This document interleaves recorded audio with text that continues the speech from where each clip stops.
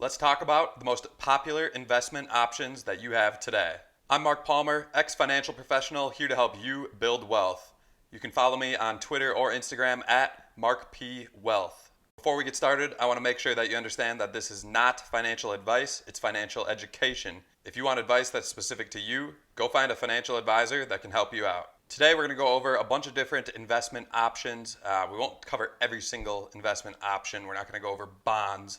That's something that, in my opinion, is a little less exciting. There's plenty of good information out there on the internet if you're interested in those. But today we're going to cover some of the main ones that I particularly like, me myself, and those are stocks, mutual funds, ETFs, and cryptocurrency. Before we dive in, I'd really appreciate if you like this video and subscribe to my channel. Helps me out a ton, and it's very easy for you to do, so thank you. All right, let's talk about stocks.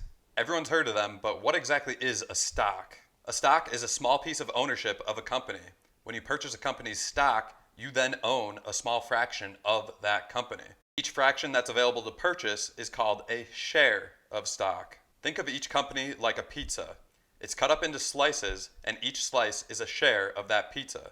The more shares you buy, the more of that pizza you own. Stocks go up and down in price, and the value of the stock is determined by the supply and demand for that stock in the market. If a lot of people want to buy a stock and not many people want to sell it, the price will go up because it will take a higher price in order to convince the people that own the stock to sell their shares. On the flip side, if a lot of people want to sell a certain stock and not many people want to buy, the price will go down. That's because it will take a lower price to convince someone to buy the stock that not a lot of people want to buy. Contrary to popular belief, the successes and failures of a company do not determine the value of its stock. They only influence it. The market itself is what determines the value of a company's stock. So even if a company is growing and they're growing their profits, it doesn't always mean that their stock price will grow as well. Stock trades are done electronically, and if the stock market is open, you can have your trades completed nearly instantly at the click of a button. The most common place to purchase a stock is through a brokerage account. We went over brokerage accounts and other account types that hold stocks in another video of mine, so here's a link to that in this pop-up on this video. Individual stock purchases are one of the higher risk and potentially higher reward investment options because you're putting all of your eggs into one company's basket. There are a ton of different types of stocks, and they can be categorized by size, style, sector, geographic location, etc. One of the more popular ways that people categorize stocks are by value versus growth versus a blend of the two. A growth stock is a stock that's perceived to have not yet reached its full potential, and people predict that this type of stock will outperform the market over time. Some recent historical examples of this include stocks like Apple and Amazon. Value stocks are companies that analysts believe to be priced at a lower price than what they're actually worth. These stocks are typically seen as less risky than growth stocks because their prices usually don't fluctuate as much. Companies like Bank of America or General Motors are some recent historical examples of value stocks. As mentioned, individual stocks are one of the riskier investments you can make. They're also one of the investments with a higher potential return. Always do your own research, always understand your own situation, and always understand your own preferences and risk tolerances before making investments into individual stocks. Let's move on to a slightly less risky investment vehicle, and that is mutual funds and ETFs. A mutual fund is a pool of stocks. If you invest in a mutual fund, you're investing in a number of stocks all at once as opposed to just one stock at once. There are thousands of different mutual funds for you to choose from. Some mutual funds compile stocks of companies that are from a particular industry, such as healthcare or technology. Some mutual funds compile stocks that are all similar in size, like large or small or mid-cap, as they say. Some mutual funds track an index, such as the S&P 500, and by investing in that mutual fund, you're invested in all the companies that are part of that index. There are so many different combinations of investments you can find within mutual funds.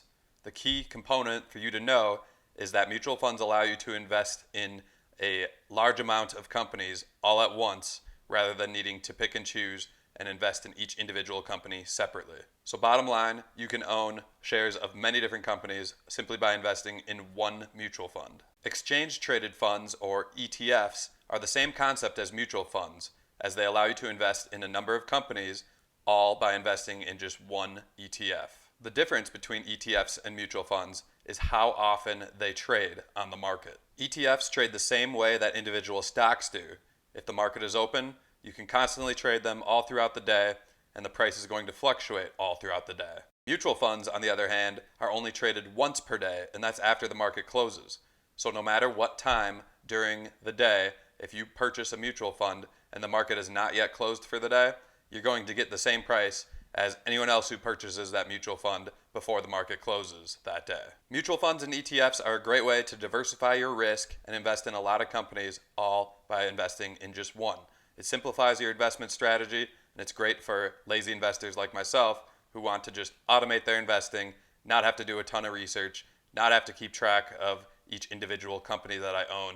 The last investment type we're going to talk about today is cryptocurrencies. At the time of the filming of this video, cryptocurrencies are still relatively new to this world. Even so, cryptocurrencies have taken the investment world by storm, and some investors have completely shifted their strategies over into the cryptocurrency market. There are already thousands of different cryptos that you can buy and sell, each having their own different features and unique capabilities. So what exactly is a cryptocurrency? Cryptocurrencies are a digital currency that are secured by cryptography, making them nearly impossible to double spend. The key appeal of many cryptocurrencies is decentralization. By using a decentralized network called blockchain, cryptocurrencies don't need a centralized entity such as a bank to monitor and verify transactions. Instead, all transactions are publicly visible on the blockchain ledger, and they are verified through algorithms and computer power. This eliminates the middleman banker or the money supply manager from the equation altogether. Many cryptocurrencies have a set number of coins that are released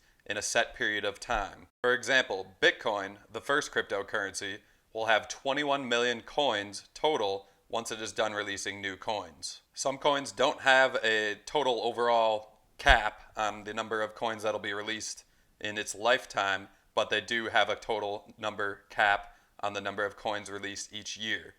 Other coins have their own formulas for how often coins are released or the total number that will be released when it's all said and done.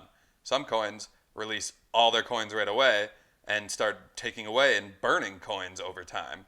They all have their own little different features, and that's what makes each unique, and each is trying to become a dominant player within this market. The key with this feature of cryptocurrencies is that their supply is predictable, as opposed to many government-backed currencies where the supply is unknown and people don't know how much is going to be released in the future. Just like the other investments, it's important that you do your own research if you're going to invest in cryptocurrencies. There are a lot of different scams out there, as this is a relatively new market, so people think that they can capitalize on vulnerable people who are trying to make a quick buck in this industry.